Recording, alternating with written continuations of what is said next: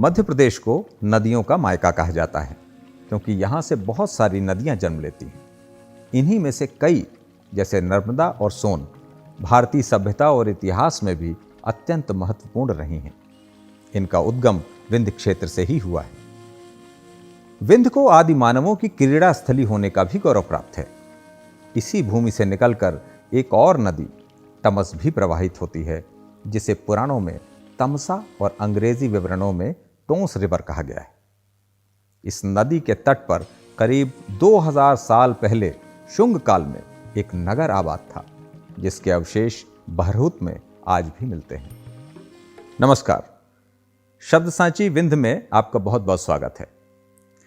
विंध्य क्षेत्र के पुराने इतिहास और संस्कृति के बारे में हमने पिछले बहुत सारे एपिसोड आपको सुनवाए। इसी क्रम में आज हम बात करेंगे तमस नदी की और उसके उद्गम की लोक कथा के बारे में।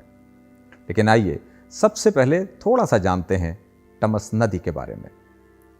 तमस का उद्गम स्थान मैहर जिले के झुकेही में स्थित कैमोर पर्वत के तमसा कुंड से माना जाता है। प्रारंभ में यह पतली जलधारा के रूप में निकलती है, जो आगे एक तालाब में एकत्र होकर खेतों के बीच से नाले के रूप में गुजरती हुई नदी का रूप धारण कर लेती है। यह नदी रीवा पठार के मैहर और सतना जिलों की धरती को सिंचित करती हुई बसावन मामा देवस्थान के पास एक अत्यंत खूबसूरत पूर्वा नाम का जलप्रपात बनाती हुई रीवा जिले के तराई अंचल में उतर जाती है, जहां रीवा पठार में प्रवाहित बीहर, महाना इत्यादि नदियों को समाहित करती हुई यह विशाल रूप ले लेती है। इसका यह स्वरूप हमें रीवा के तराई अंचल में देखने को मिलता है, जब त्योंथर और चाकघाट में इसके पाट बहुत चौड़े हो जाते हैं। आगे चलकर इसमें बेलन नदी भी मिलती है और गंगा यमुना संगम से करीब 34 किलोमीटर दूर लगभग 264 किलोमीटर की यात्रा तय करने के बाद यह नदी सिरसा नामक स्थान पर गंगा में समाहित होकर आगे सागर में मिलने को निकल जाती है। इसके उद्गम को लेकर प्रचलित कथा के अनुसार एक बार किसी युग में कोई सिद्ध तपस्वी साधनारत थे। तभी उनका गंगा जल से भरा कमंडल लुढ़क गया और वही जल एक कुंड में इकट्ठा हो गया और वह एक जलधारा का रूप धारण करके प्रवाहित होने लगा। यही जलधारा तमस नदी है। लेकिन तमस के उद्गम की एक कथा हमें लोक कथाओं के माध्यम से पता चलती है, जिसके अनुसार किसी समय कैमोर पर्वत के तलहटी के गांव में किसान रहता था। उसके खेतों में तमसा नाम का एक कोल जनजाति का हलवाहा काम किया करता था, जिसकी पत्नी अत्यंत सतवंती और पतिव्रता थी। एक बार जमींदार ने पहाड़ से निकलने वाले बरसात के पानी को इकट्ठा करने की गरज से एक मिट्टी का बांध बनवाया, लेकिन बरसात के महीने में बांध बार बार फूट जाता था। इसीलिए उसे किसी ने नर बलि देने की सलाह दी, जिसके बाद उसने अपने हलवाहे तमसा की बलि बांध की मेड़ पर दे दी। इधर जब देर रात तक तमसा घर नहीं पहुंचा तो उसकी पत्नी अत्यंत व्याकुल हो गई। वो अपने आसपास के कुछ लोगों को साथ लेकर तमसा की तलाश में निकली। खोजते खोजते जब आधी रात हो गई और तमसा उसे नहीं मिला, इसी दौरान उसे यह पता चला कि उसके पति की बलि दे दी गई है। तो वह अपने साथियों को साथ लेकर उस स्थान पर गई और मेड़ पर खड़े होकर विलाप करने लगी और अपने पति को संबोधित करती हुई बोली, अगर तू मेरा सत्य का पति है तो इस बांध के मेड़ को तोड़ दे और मेरे साथ गंगा में चल। कहते हैं इसके बाद प्राकृतिक चमत्कार हुआ और एक प्रचंड जलधारा आई और बांध फूट गया और वो दोनों पति पत्नी उसी जलधारा के साथ गंगा में मिलने के लिए बह चले।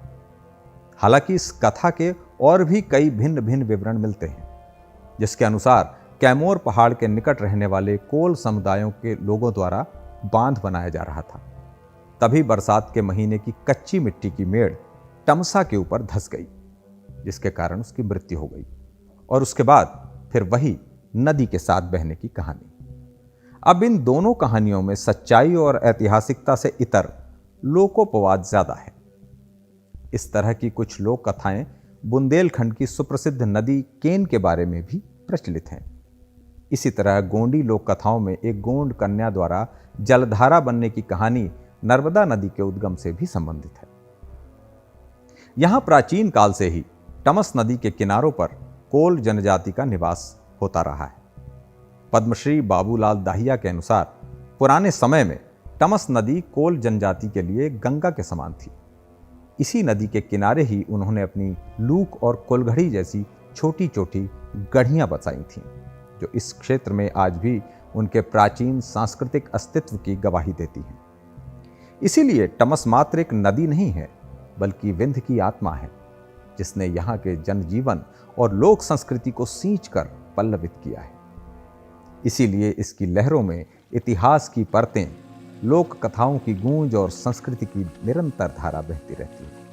क्योंकि पहले के रूढ़िवादी समाज में इस तरह के अंधविश्वास और कुप्रथाएं प्रचलित थीं।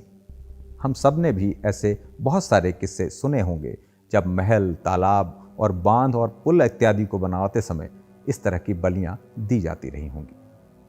यहाँ तक कि इस तरह के किस्से हमने अंग्रेजों से संबंधित भी सुन रखे होंगे। उदाहरण स्वरूप प्रयाग में यमुना नदी के ऊपर बने नैनी ब्रिज के निर्माण को लेकर। हालांकि जैसा हमने पहले भी कहा था, इनमें कितनी सच्चाई है ये नहीं पता, लेकिन इस बात से इनकार नहीं किया जा सकता कि प्राचीन समय के रूढ़िवादी समाज में इस तरह के अंधविश्वास और कुप्रथाएं प्रचलित हुआ करती थीं।